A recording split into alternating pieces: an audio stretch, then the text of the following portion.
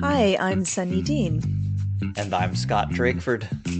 and this is the Publishing Rodeo podcast. In 2022, we both launched debut novels in the same genre with the same publisher in the same year. But despite having very similar starts, our books and subsequently each of our careers went in very different directions. That pattern repeats itself throughout the industry over and over. Why do some books succeed while others seem to be dead on arrival? In this podcast, we aim to answer those questions and many more, along with how to build and maintain an author career. Everyone signing a contract deserves to know what they're really signing up for. In an industry that loves its secrets, we'll be sharing real details from real people. We'll cover the gamut of life as a Big Five published author, from agents to publishing contracts, finances, and more. I think there's like a little plus sign on here. Maybe that'll. Oh yeah, wait. I think that does something. Is that doing something? I'm like not sure if it's doing. Oh, something. that's much better. And Okay. I just put in my other ear. I am not diagnosed, I guess, but I am a little bit deaf, at least according to my wife from my years working with heavy machinery. I think that might just be being a man, but anyway. No, maybe. I'm gonna plead the fifth on that one. But I legitimately did work in a heavy machinery lab for quite a few years, and so sometimes it is hard to hear. But no, you're perfectly fine. Okay, great. Right. I will start with a quick intro.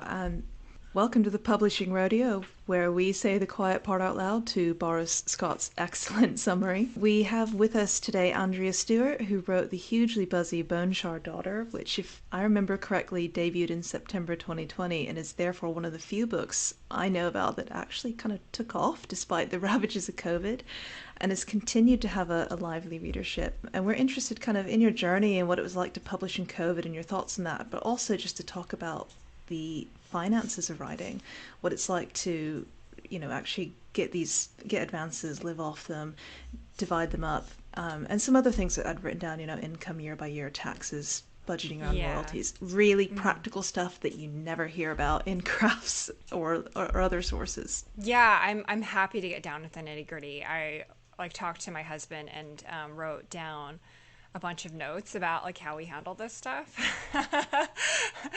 So yeah, because he's like a little bit more, definitely more nerdy about the like retirement aspect of things. But yeah, if we were going to talk about like my debut experience, it was funny because I sold my book in 2019, late 2019, and I was so excited. I was like, oh my God, I'm going to go and like travel and like do all these things and do all these events. And then like, literally just a couple months later, we had COVID hit.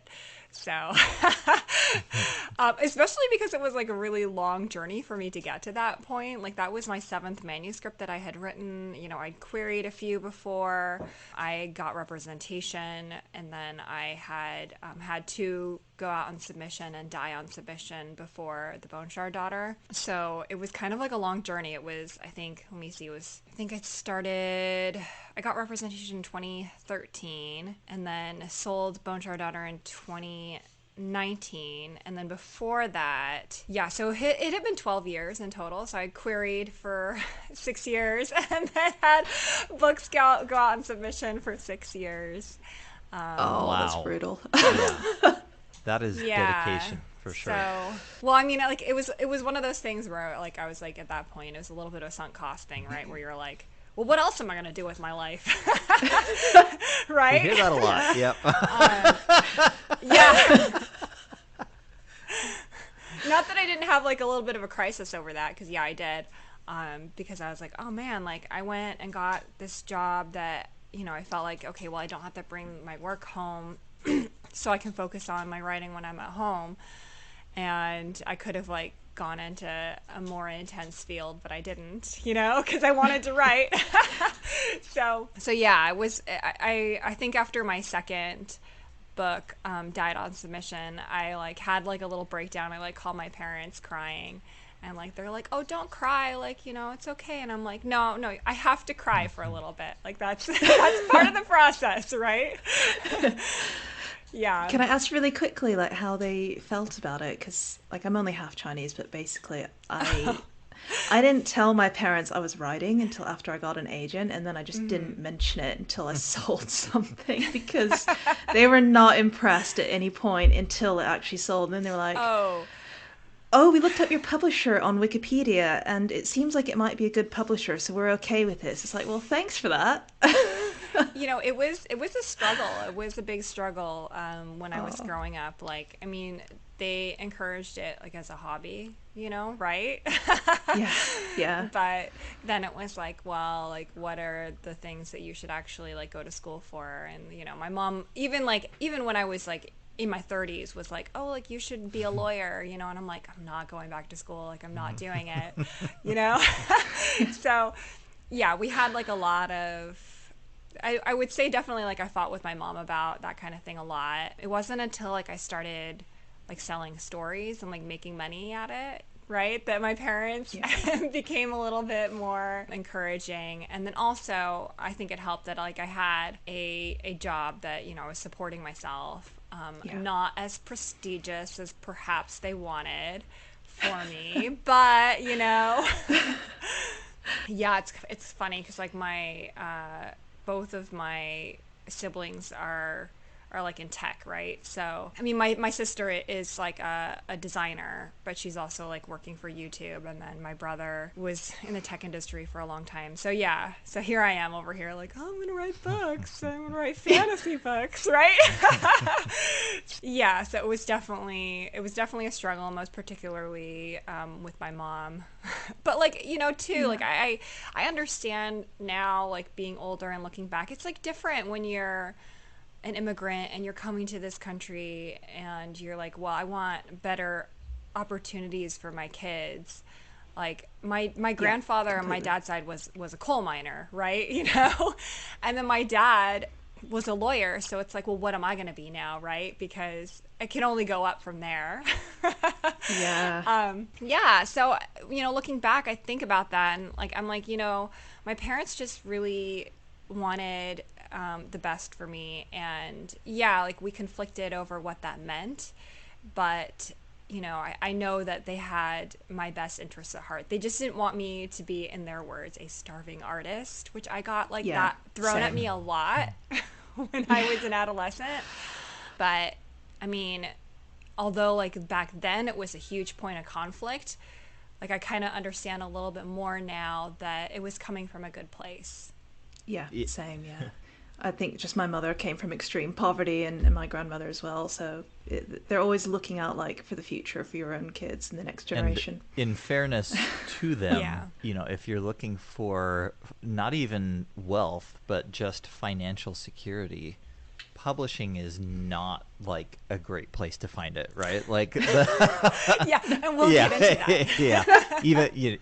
even in the success case, which we'll get into, but the odds are not great. So I definitely like I'm sitting here sympathizing with your parents, like, yep, Yeah. you're right. Yeah, yeah. And now, especially like I have my own Yeah. kids, I'm like, yeah, how would I react if that's what they wanted to do? It's like it's hard because you don't want to crush people's dreams, but at the same time you want them to have like a realistic idea of like what life is like, right? Yep. In a capitalist society. Yay! Yes. Yeah, and at the very least, Yeah. a realistic view of what it looks like to succeed financially in publishing is very important, because understanding that the Yeah. odds are stacked against you, and that there's very little financial security, that changes the way, at least in my opinion, right? It changes the way I operate and have operated. Yeah, I mean, there's a very different view from the outside looking in as far as what life is like as an author. I think part of it is, you see these depictions in Hollywood where I'm like, every time my husband and I sit down and we watch like a movie or a television show and there is some aspect of publishing in there, I'm like, these are the things, I have to pause it. And I'm like, these are the things that are wrong. These are the things that would never happen. And this is like extremely unrealistic. They're like riding in limos and being sent on fully paid Cruises. tours or cruises, right? I think there's that GIF that people like to pass around on Twitter from what I think is Murder, She Wrote, where she like gets like a cruise because she handed in her manuscript early. I'm like, yeah, right, okay. So yeah, I think that people on the outside looking in have a very unrealistic idea of like what it means to make a living as an author. I think they only see like a few examples and they kind of take that as the whole, right? Like every single time I'm like, oh, like I'm getting a book published, and they're like, oh, you're going to be the next J.K. Rowling, which obviously now too is like extra terrible, but but yeah, it's just that's what people think it's like. But, you know, there are only a very, very, very few people that actually reach that level. Yeah, I think in the UK, the average author income dropped from, so it was about 12 grand a year in British pounds in 2007. It's currently about 7k a year that professional authors make in income off their writing. It's unlivable.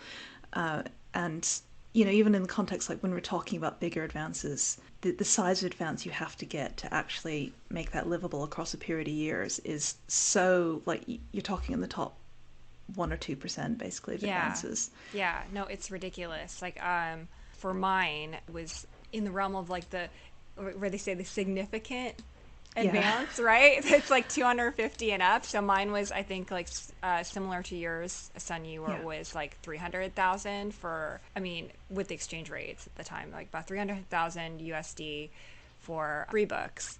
So it's like about 100K each. And like that is unusual. Like you don't generally see that. So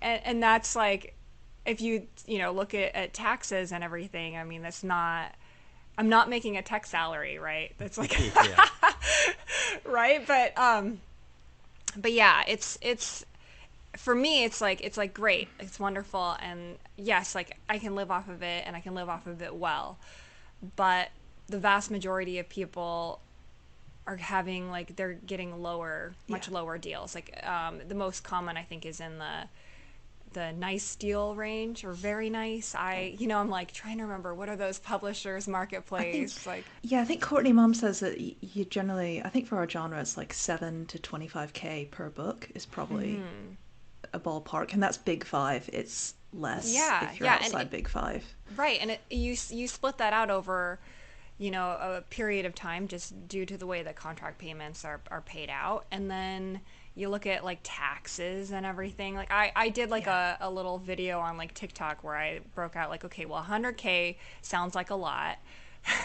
But like this is what it would break out like year by year if you're doing this for 3 books, and it's, you know, maybe 33K a year about, and that's not a lot to live on in the US. Yeah, it's like half of medium income, right? When I took that 300K, when you remove about 45% for taxes and agent fees and do the conversion to British pounds, it worked out about at 120K British pounds across 4 years, which is about 30K a year for me. For me, that's very livable. It was a lot better than what I was doing, and we have free healthcare. And, you know, not to sneeze it, not to say that I'm ungrateful, and I'm not, but it's like this, you need to know what you are living off if that money is given to you, and like this, factually, this is just how it breaks down. That's what it is.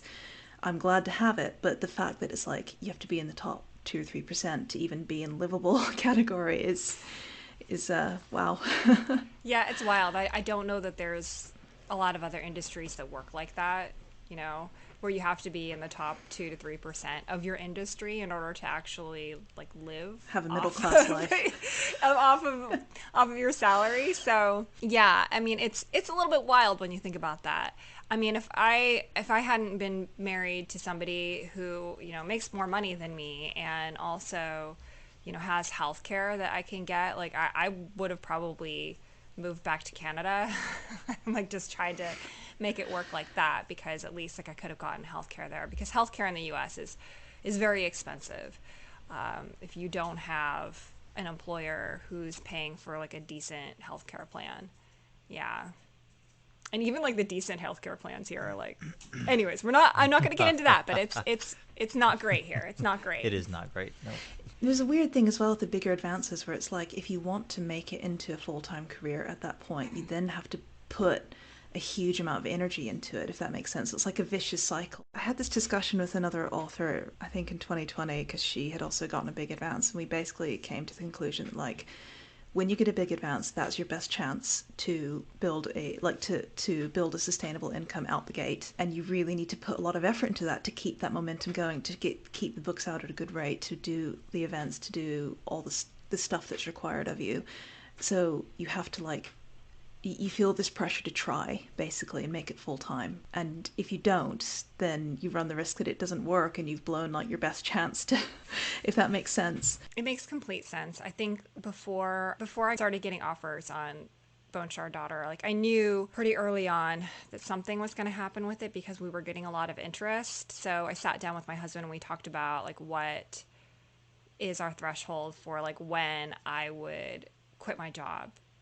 We just went over our finances and everything. And I would recommend everyone who has a book going out, to kind of sit down and do that as a mental exercise, just figure out what is the number for you that you can quit and go full time. For us, it was okay, well, if I hit that threshold of 6 figures, then I can quit my job and try to make that work. And like I said, I'm very privileged in the sense that I am married to somebody that can support us if something goes wrong.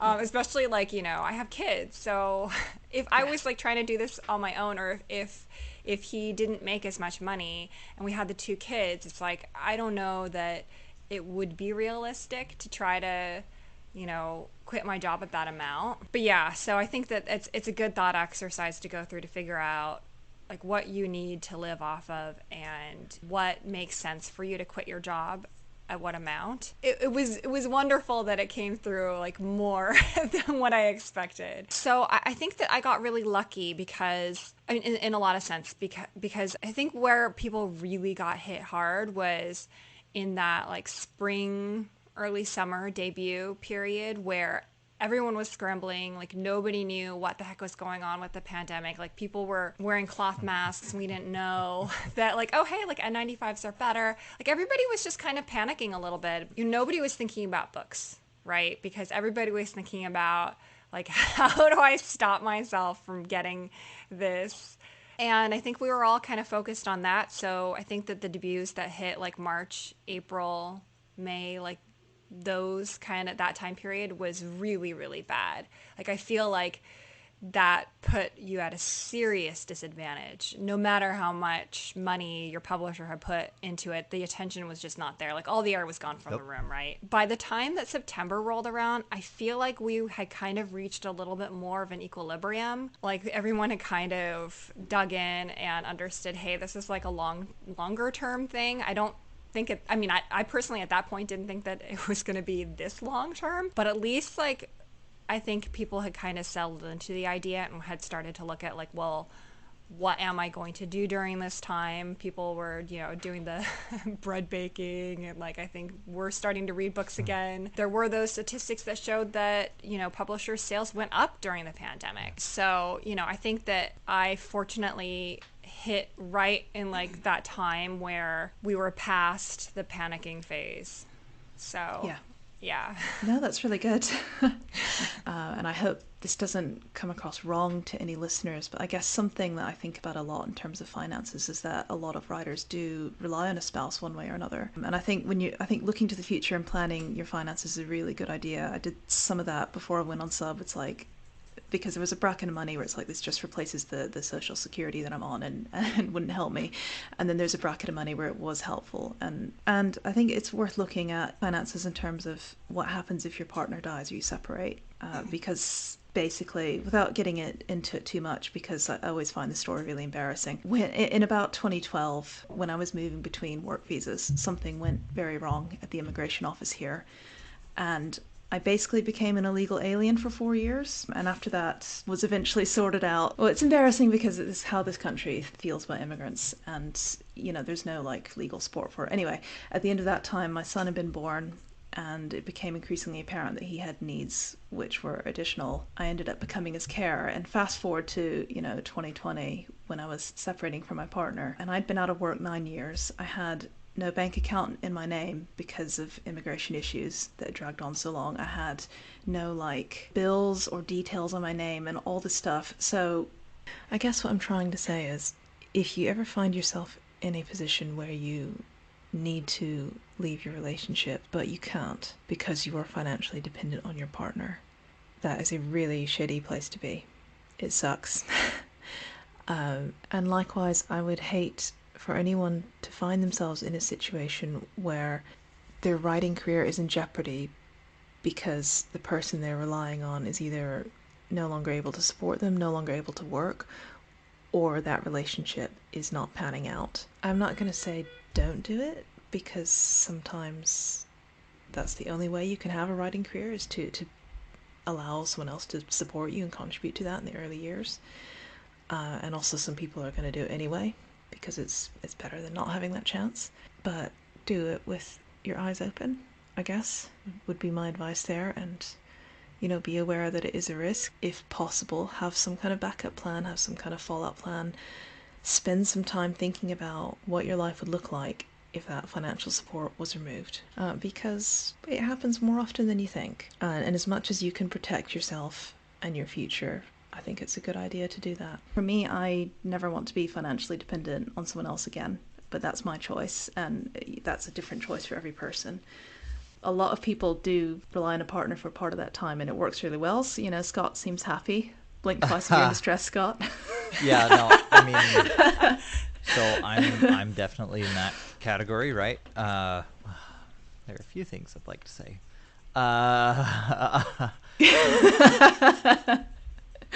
So yeah, I'm definitely in that category where, I left my job, my career, for more personal reasons than because I thought publishing was going to be a reliable income, right? I only got 30 grand for 3 books, and I'm not a fast writer, so there were some personal things in there. I just burned out on what I was doing, and it was a really good opportunity to, with my wife moving to a new, even better job in Boston, a whole bunch of things came together, and I thought I was going to take 6 months off and then get back into, a real job. So I guess where I'm going with that is, well, I stayed doing what I'm doing mostly because of COVID and our choices to continue to avoid it, and we're still homeschooling and doing all those kinds of things. I'm still homeschooling. But I think the broader point is that publishing as an industry treats us, in my opinion, like gig workers, right? And I've said this a lot in private and maybe before on the pod, but even when you get a good deal, like you two did, or even a better deal, whether it's debut or not, there's still no job security beyond whatever you've got a contract for, right? And there's some security in your brand and whatever, but there are no guarantees in publishing, and the opportunity cost of leaving whatever other things you could be doing with your skills, talents, time, publishing can be a big trap, right? And there are very few for whom it is not an opportunity cost trap. And you have to go into it understanding that, for sure. You have to understand that you're giving up whatever else you could be doing, and you're going into a world of instability and probably not that much money. Yeah, I mean, I feel like if I were to try to return to the workforce, it would be a lot more difficult at this point. Been out for like 3 years. Me too. So. Yep, me too. Yeah. And right now is probably the worst time in at least 10 years to look for a job. So yeah, I mean, there is some stress that comes with that, right? Like, I'm super happy doing what I'm doing, and with my wife and I's situation, thank God she makes a tech salary, and everything's good there. But like, there always is that uncertainty of, if something happened, I know I would be fucked. Like, I would be scrambling to find something, and my life would, beyond the obvious tragedy, my life would change very significantly. Yeah, I talk to my husband about that kind of thing a lot too. I'm like, oh my God, like, publishing's just such a fickle industry. Like, what happens if, my career just crashes? Like, what am I going to do? Like, what am I going to do? And he's like, oh, you just keep writing. And I'm like, well, yeah, but like, I'd have to find something else to do too, because otherwise I feel like that would be not very fulfilling to be continuing to do something and that be the only thing that I'm doing and I'm extremely unsuccessful at it. You know what I'm saying? It's Yeah. you have to have something else going on too, so you can at least have a Yeah. little, I yeah, a little something to make you Yep. feel better. There's actually very little guidance. There's not that much guidance about mid-list and stuff, but there's some on there, and I found it sometimes on the internet. But there is nothing for what happens if you get an amount of money where you need to actually start managing it.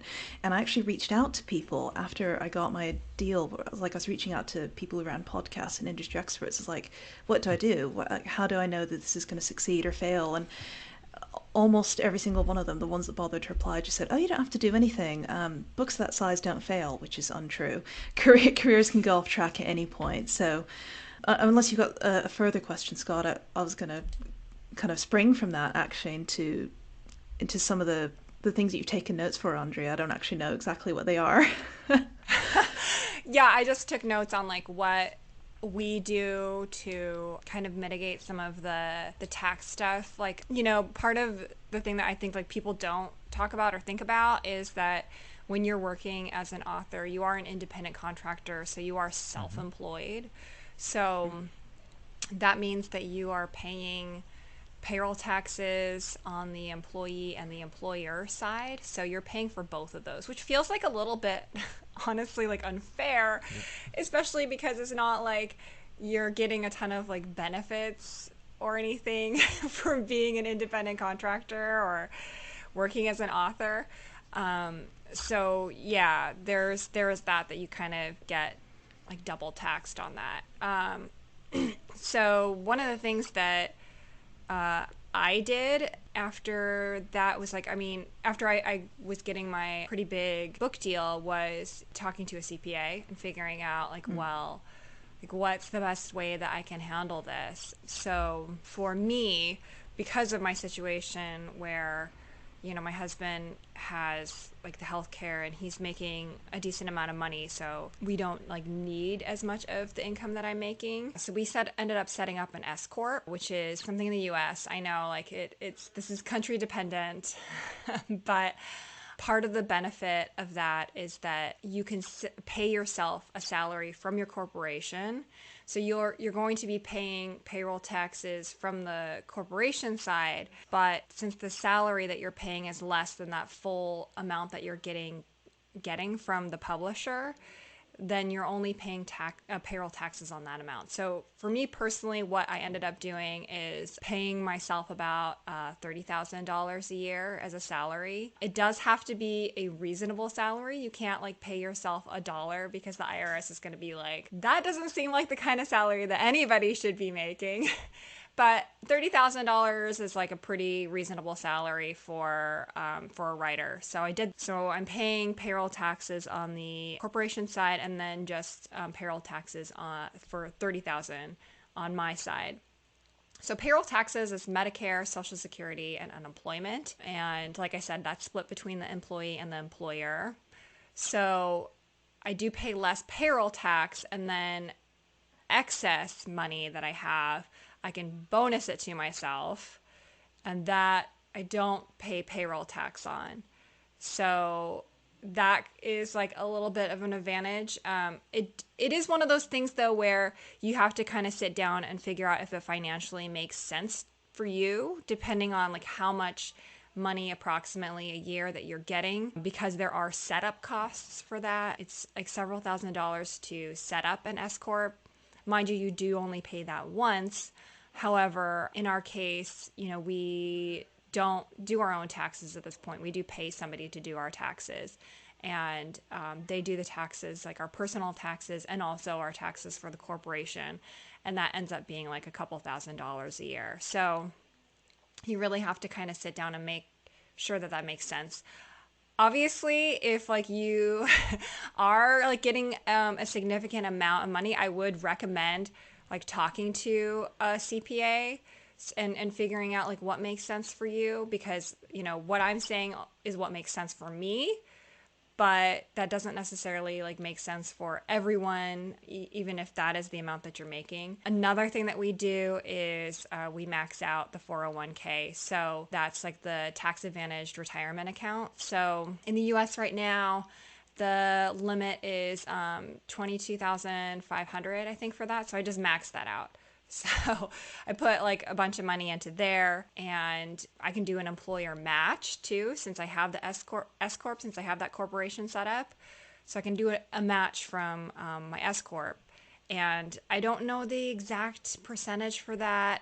That we talked it over with the accountant, and they told us an amount to do, and I'm like, okay, cool, like that's your job. I don't know exactly like how to deal with all the taxes stuff. But the benefit of the tax advantaged retirement account is you don't pay taxes on it when it goes into the account. You do have to pay taxes on it eventually. But the benefit is that account is going to continue to grow, and when you retire, presumably you're going to be in a lower tax bracket. So when you pull money out, it's going to be taxed as ordinary income, but you're probably going to be pulling out less money than you were making during your working years, because during your working years, presumably you were setting some aside to save for retirement, so you weren't living off that full amount. So does that make sense? No, Like, no, it did. I was going to okay. ask you, to Americans, if an S corp is the same thing as a limited company, or if you know that. I was just No, curious. it's different. So there's a limited liability company, which I know that which I know some people have set up. I don't know the advantages of that, but I know specifically when we talked to our CPA, he recommended doing an S corp for my situation, especially because we live mostly off of my husband's income. So Okay. that allowed us to really, max out that 401k. Yeah, so I went the other way.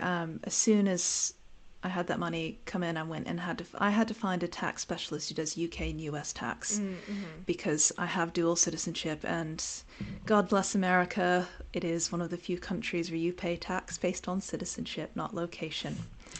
So I went and found our equivalent of a CPA, because if I didn't do that, I would be paying like 30% tax in the States, 30% tax here, and agent fee. I would lose 75% of every check, which is not worth the time to write.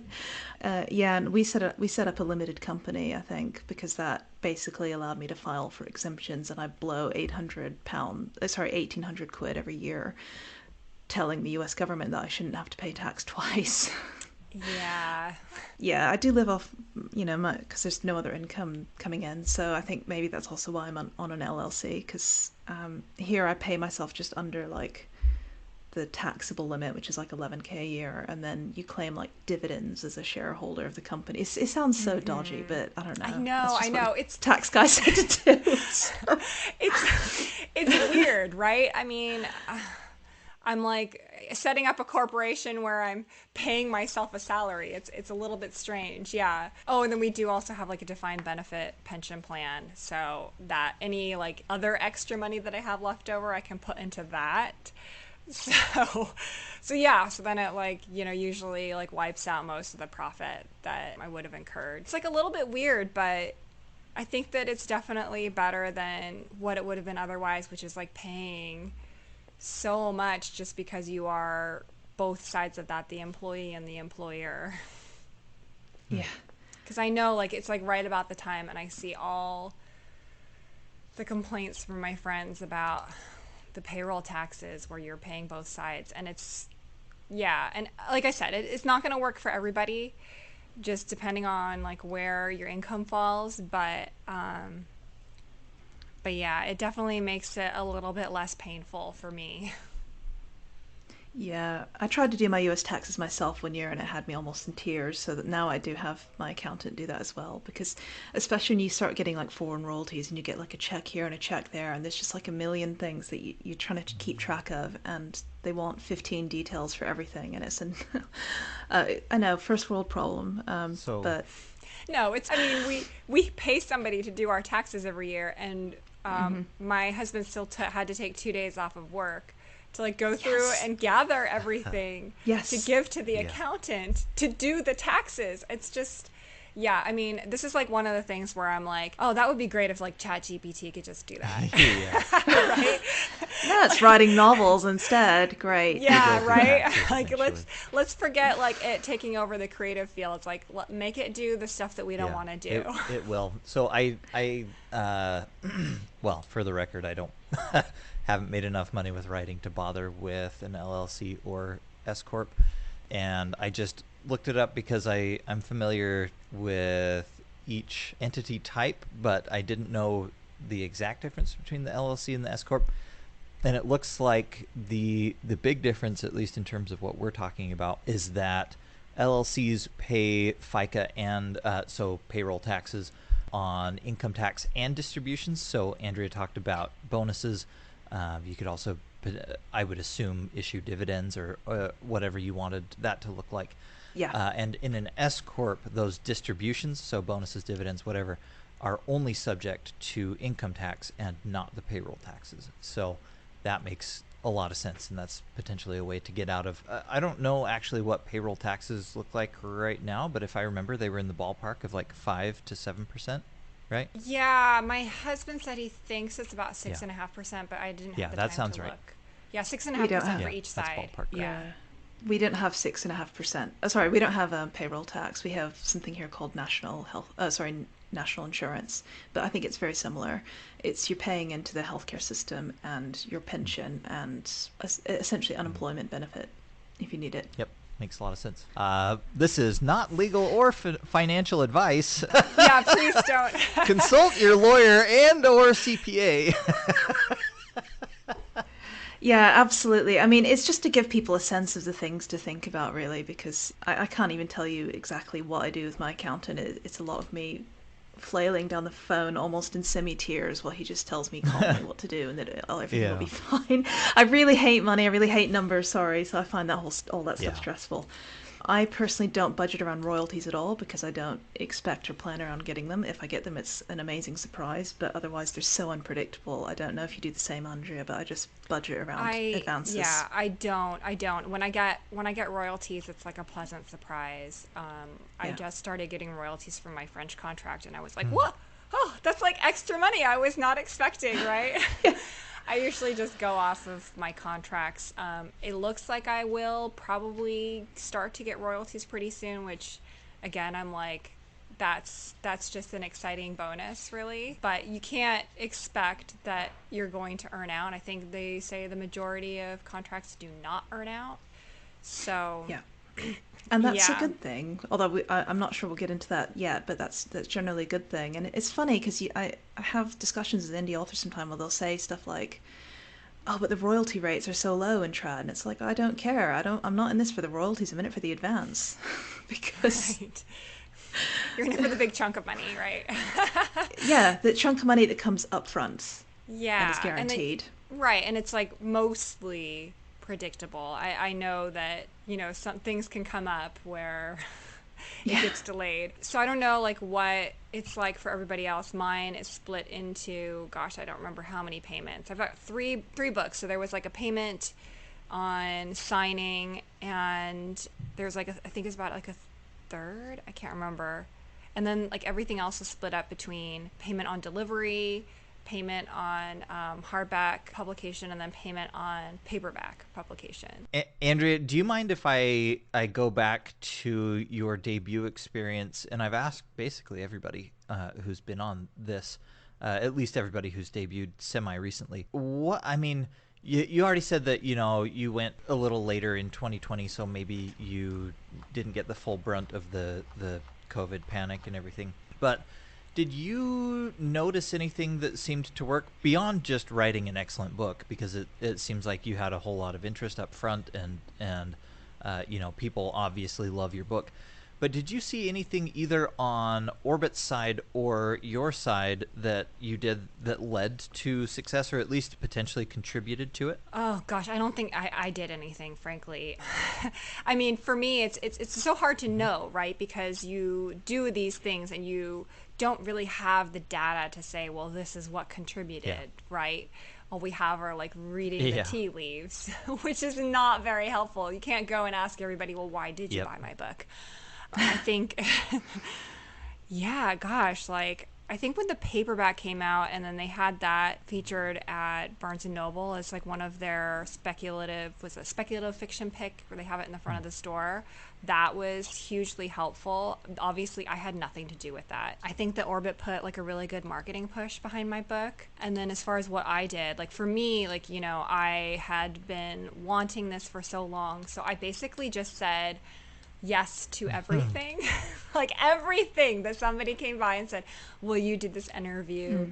Like, will you do this write-up? Will you do this? I just said yes to everything. I don't know if I would recommend that. I'm like one of those people who I just like am perpetually like energetic and like excited about things. So so for me, I'm like, yeah, like cool, like this is great. I'll like talk about my book. Now I'm like I have pulled back a little bit on that just because I feel my time is so limited. I had 2 children during the pandemic, so not something I would recommend. But yeah, so, you know, that is obviously like a little bit more time consuming and makes me have like a little bit less energy. Sure. Yep. But yeah, I think, I mean, I think that it's important to do what you can just so that you don't look back later and think like, well, what if I'd done this differently? So you have fewer regrets. I think that's like the main reason, because whether or not it moves the needle, I think is highly up to debate. I do feel like getting it out there as much as possible so that people keep seeing that title and seeing my name, I think that that's helpful, because I know there's that whole thing too where people have to see something so many times before they'll actually look into it or buy it. So that's what I was thinking about when I was just like, I will say yes to everything, like no matter how small your audience, right? But yeah, so I think it's like whether that made a difference, I don't know. I'm absolutely positive that the marketing that Orbit did made a difference. Yeah, I think the personal connection can help. I think that when I was sending arcs out to people, you know, reaching out to them on social media, sending them, posting them, even if they hate the book, they're less likely to get online and be like, oh, she's a horrible, like, evil person, right? They're just going to, like, bury the book and be like, ooh, well, the author was nice, but not my thing, right? And that's still a better response. So it helped for me in that sense, I think. Be a nice person. There's that, right? That's don't misbehave online. Like, don't be a jerk, right? Yes. I think that was my whole goal for debut years, to not set myself on fire on social media, which seems to happen to a lot of people. It does, you know, and some of it, it's like I have so much sympathy for some of it, just because I feel like, you know, we're all human, we're all fallible, but you make a mistake online, and it's like, you know, there's the whole thing too where if you apologize online, it like only makes things worse. Yeah. So it's terrible. It's absolutely wretched. I do have to say, I did get a blurb from Sarah J. Maas, which I think was very helpful, because I did have people specifically say they picked it up because of that. That was just like a stroke of good luck on my part. I had known her from like way back when, and like when she was on Fiction Press, and I'd done some fan art for her. So I just reached out and was like, I know you're super, super, super busy, but, you know, like, you know, we talked about how I was trying to get a book published, and it happened. So if you have time, you know, yeah. So it was very kind of her to actually like find the time and do that, because I know she's got like, you know, she had a young kid at that point, and obviously, you know, her schedule is very packed. So I think that was helpful. But again, I mean, I think that goes back to like, well, don't be a jerk online. Like, and you know, you'll make, you know, you'll make friends, and like, you don't know where people are going to end up. Yeah. So get involved, you know, and be a good person. Just be. Yeah. I think that people can tell if you're obviously like angling for a connection. Right. And it's very transparent. Yes. Yeah. I think like, I also know some people tend to think of these things as a hierarchy where it's like, well, you don't have an agent yet, or you don't have a book deal, like, you know, and it's like, to me, I'm like, it's not about that. Like, everybody starts somewhere, and you don't know where people are going to end up, and just be kind. Like, I you know, I don't hold grudges, but I do remember the people that, you know, that behaved poorly toward me for I actually got a book deal, you know? It's like Yeah.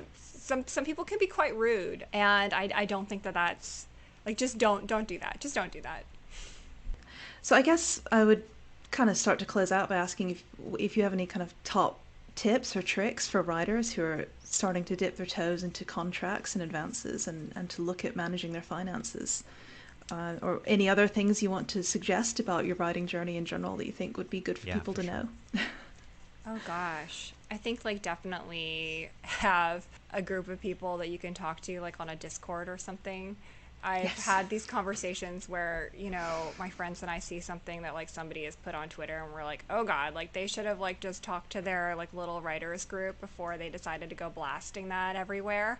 Um, because I think like first off, like publishing is a tough industry, and it's good to have people to commiserate with and also to compare notes to. And second off, like they'll, you know, be the ones that are like holding you back from getting into the bar fight. So yeah. Our Discord just egged us on. They were like, make that podcast, guys. Oh yeah. Well, I mean, yeah, I think that in this case that's like a good Yeah. idea, because I do think like especially in publishing, like so much of it is opaque. Like I'm always happy Yeah. to talk numbers with people because I feel like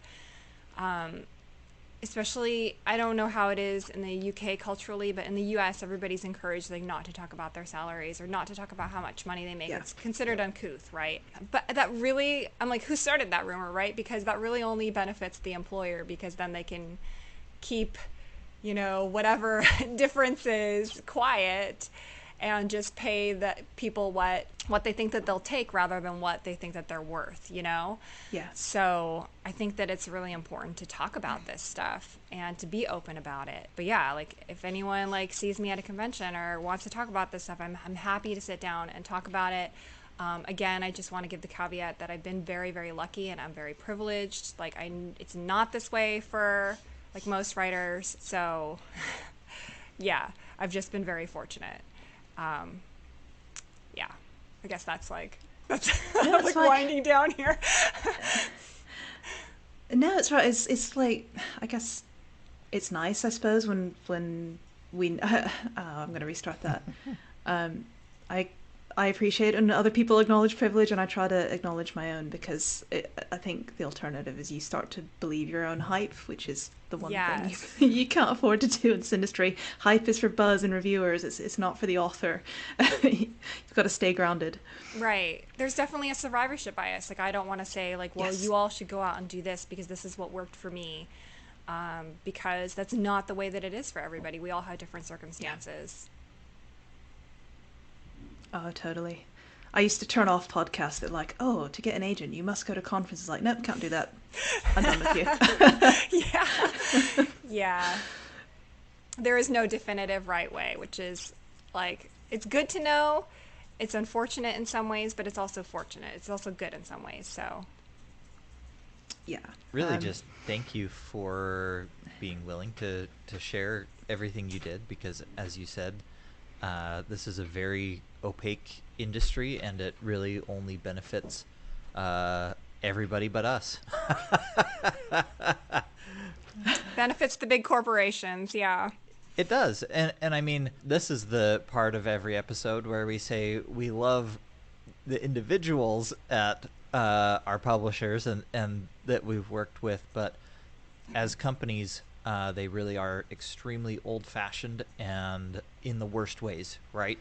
In terms of their perceived responsibility to provide for the people that they work with, right?